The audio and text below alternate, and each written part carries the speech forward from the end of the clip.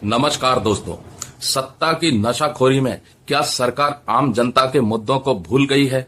क्या ये भूल गई है कि देश में कहां घास पनप रही है और कहां सूखा पड़ रहा है? क्या ये जनता केवल मांग करती रहेगी, धरने प्रदर्शन करती रहेगी, केवल गुहार लगाती रहेगी और अगर सरकार के खिलाफ आवाज उठा दी, आलोचना कर दी तो उनको पुलिस बल के द्वारा घसीटा जाएगा, रौंदा जाएगा? शायद ये सरकार भूल गई है कि जिन बुनियादी मुद्दों को लेकर के सरकार सत्ता में आई थी वो आम जनता ने ही उनको प्रचंड बहुमत से विजयी घोषित करवाया था और उनको एक मौका दिया था कि जो पहले की सरकारें नहीं कर पाई वो इस सरकार के द्वारा हो सकता है। लोगों के साथ कहीं न कहीं एक तरह से विश्वासघात हो रहा है और इस सत्ता की नशाखोरी में आम जनता के मुद्दे पूरी तरह से अवॉइड कर दिए जाते हैं। जंतर मंतर पर जिस प्रकार से पहलवानों और उनके समर्थकों को रौंदा गया, घसीटा गया और जंतर मंतर से बाहर निकाला गया, जिनमें कई महिला पहलवान थीं, ऐसा अनुमान हो रहा है कि लोकतंत्र पूरी तरह से शर्मसार हो रहा है, क्योंकि ये वही महिला पहलवान और उनके समर्थक थे जिन्होंने आरोपी पर आरोप लगाया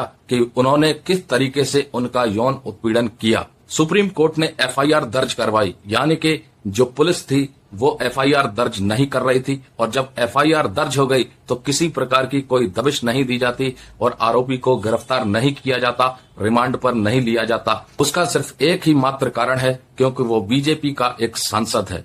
वहीं बात कर लें भूतपूर्व सैनिकों की तो वो भी 100 दिन हो गए हैं, अभी तक केवल धरना प्रदर्शन कर रहे हैं, केवल मांग कर रहे हैं। 100 दिन में तो दोस्तों कई बड़े फैसले ले लिए जाते हैं, लेकिन सिर्फ भूतपूर्व सैनिकों के ये छोटे से फैसले अभी तक सरकार लेने में असमर्थ है। वहीं 18 महीने का डीए और डीआर का एरियर जो कि सरकार ने देने से मना कर दिया, ये फैसला कहीं सरकार को 2024 में ले न डूबे। और बहुत सारे ऐसे आम जनता के मुद्दे हैं जिन पर अगर गौर किया जाए तो इस सरकार ने धोखे के अलावा शायद उनको कुछ नहीं दिया, क्योंकि जिस प्रकार से गैस कीमतें बढ़ी हैं, सब्सिडी के नाम से एक जाल बिछाया गया और आम जनता को उसमें फंसाया गया। थोड़ा सा मैं आपको पीछे ले चलता हूं, जहां गैस सिलेंडर की कीमत 750 रुपए हुआ करती थी, तब सब्सिडी के नाम से स्कीम जो चली थी उसमें 189 रुपए आपके वापस आते थे।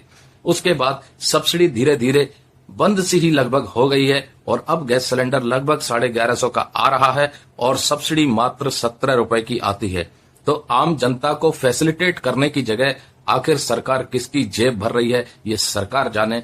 आम जनता तो सिर्फ भुगतने का काम कर रही है। जहां काला धन लाकर के सरकार ने 15-15 लाख रुपए देने का दावा किया था, उनमें से देने तो छोड़िए, केवल सरकार लेने का काम कर रही है, क्योंकि जिस प्रकार से कीमतें महंगी हो रही हैं देश में, आम जनता के लिए जीना बड़ा मुश्किल हो रहा है और मिडिल क्लास वर्ग के ऊपर इसका खासा असर पड़ रहा है।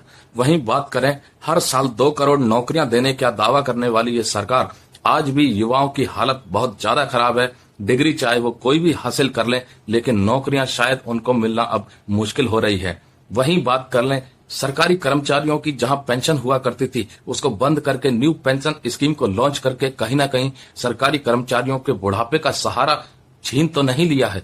बहुत से ऐसे मुद्दे हैं जिन मुद्दों को अगर देखा जाए, अगर आकलन किया जाए तो इस सरकार ने कहीं ना कहीं आम जनता को केवल एक विश्वासघात के नाम पर कुछ नहीं दिया है। सरकारी कंपनियों को प्राइवेट कॉर्पोरेट्स के हवाले करके उन सरकारी नौकरियों को भी खत्म कर दिया जो उसमें हुआ करती थी। और प्राइवेट कंपनियों में आपको पता है कि कितनी सैलरी मिलती है और कितना काम कराया जाता है। अब सवाल ये खड़ा होता है, क्या आम जनता ने इस सरकार को चुन करके कहीं कोई गलती तो नहीं कर दी? और क्या ये गलती दोबारा दोहरा दी गई तो फिर देश के लोकतंत्र का क्या होगा, आम जनता का क्या होगा, युवा पीढ़ी का क्या होगा, ये आप तय करें। क्योंकि हम सिर्फ विश्लेषण कर रहे हैं, जिन मुद्दों को लेकर के सरकार सत्ता में आई थी उसमें कहां तक सरकार सही उतरी है, ये आप कमेंट करके जरूर बताएं।